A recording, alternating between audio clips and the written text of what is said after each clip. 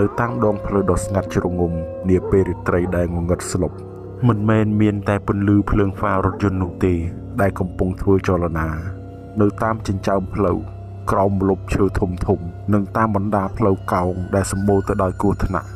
មានភ្នែករាប់រយគូដែលយើងមើលមិនឃើញកំពុងសម្លឹងមកកាន់អ្នកធ្វើដំណើរដោយក្តីស្រេកឃ្លាន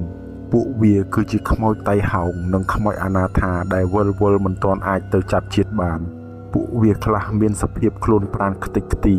ខ្លះមានមុខមាត់គួរឲ្យខ្លាចដែលជាដាននៃគ្រោះថ្នាក់កាលពីអតីតកាលពួកវាសម្បុកនៅតាមផ្លូវបំបែកជា3ជា4ផ្លូវកែងនិងកន្លែងដែលមានទឹកជ្រៅអាគារខ្ពស់ៗបេសកកម្មរបស់ពួកវាមានតែមួយគត់រកអ្នកដែលមកជំនួសកន្លែងដើម្បីឲ្យពួកវាអាចរួចផុតពីការឃុំឃាំងនៅក្នុងលោកីយ៍នេះហើយទៅចាប់កំណើតថ្មីបានពួកអមនុស្សទាំងនេះមិនអាចធ្វើអ្វីមនុស្សដែលមានសតិស្មារតីរឹងមាំនិងមានការប្រុងប្រយ័ត្នខ្ពស់នោះទេ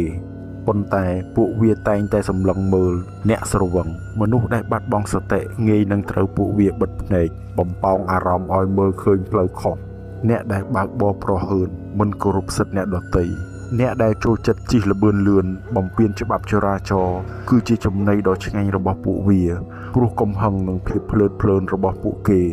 គឺជាច្រកទ្វារដែលបើកចំហឲ្យពួកវាចូលទៅគ្រប់គ្រងចង្កូតបានយ៉ាងងាយអ្នកមានវិបត្តិផ្លូវចិត្តមនុស្សដែលកំពុងអស់សង្ឃឹមចង់បញ្ចប់ជីវិតពួកវានឹងទៅខ្សឹបប្រាប់នៅក្បែរត្រចៀកបង្ហាញរូបភាពលួងលោមឲ្យលោតពីលើអាគារឬចុះទៅក្នុងទឹកដីជ្រៅឧបាយកលនៃសេចក្តីស្លាប់នៅពេលដែលអ្នកបើកបរប្រហែសដល់ចំណុចអន្តរាយពួកវានឹងចាប់ផ្ដើមដណ្ដើមគ្នាខ្លះរត់ទៅបាំងពីមុខឡានឲ្យយើងភ័យស្លន់ស្លោបត់ចង្កូតចេញខ្លះជួយទាញដៃចង្កូតឲ្យបន្ថែមល្បឿនឆ្ពោះទៅរកបង្គោលភ្លើងឬធ្លាក់ទឹកសម្រែកជ័យជំនះរបស់ពួកវាគឺសំឡេងហ្វ្រាំងឡានដែលស្រែកយ៉ាងខ្លាំងនិងសំឡេងប៉ះទង្គិចដែលរំជួយដីក្នុងខណៈដែលឈាមស្រស់កំពុងហូរដាបដីខ្មោចដែលនៅកន្លែងនោះយូរជាងគេនឹងញញឹមយ៉ាងត្រជាក់រួចដើរចេញពីកន្លែងនោះយ៉ាងស្ងៀមស្ងាត់ដើម្បីទៅចាប់ជាតិបន្សល់ទុកនៅវិញ្ញាណថ្មីដែលទើបតែស្លាប់ដោយភាពភ្លើតភ្លើននោះឲ្យមកឈរយាមនៅកន្លែងដែលខ្លួនទើបតែស្លាប់បន្តវេនចាំរកអ្នកបន្តទៀតគ្មានទីបញ្ចប់សេចក្តីស្លាប់មិនមែនជារឿងចៃដន្យទាំងស្រុងនោះទេជារឿយវាគ្រាន់តែជាលទ្ធផលនៃការប្រហែសកុំបណ្ដោយឲ្យភាពភ្លើតភ្លើនឬអារម្មណ៍ឆេវឆាវមួយពេលខ្លាចជាឱកាសនៃសេចក្តីស្លាប់មកគ្រប់រំដប់លើជីវិតរបស់អ្នក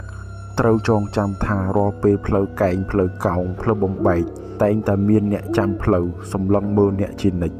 សូមបើកបរដោយការទទួលខុសត្រូវនិងមានសតិសម្បជញ្ញៈជានិច្ច